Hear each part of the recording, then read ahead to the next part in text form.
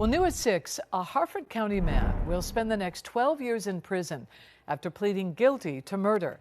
This comes after investigators say he supplied drugs to a friend back in 2023. That friend overdosed and died.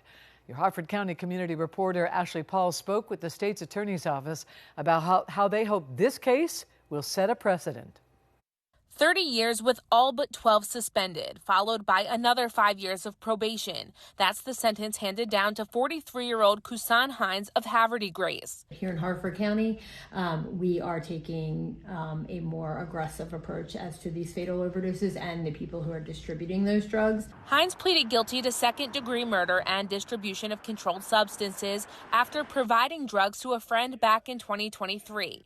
Those drugs ultimately led the friend to fatally overdose. We're seeing drugs that are more and more dangerous on the streets now, and we're seeing a lot more drug overdoses over the last probably 5 to 10 years. People we spoke with in the community all seem to agree that a murder charge is appropriate in a case like this. The poisons, we have to get rid of it. He must pay the consequences.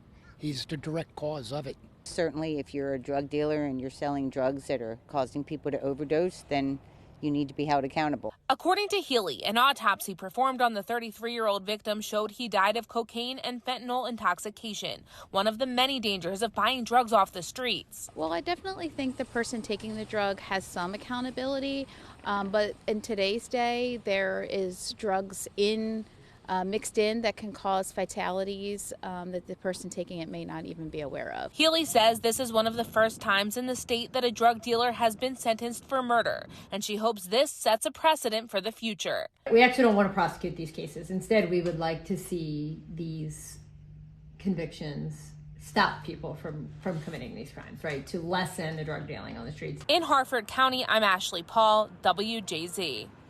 I thank you, Ashley.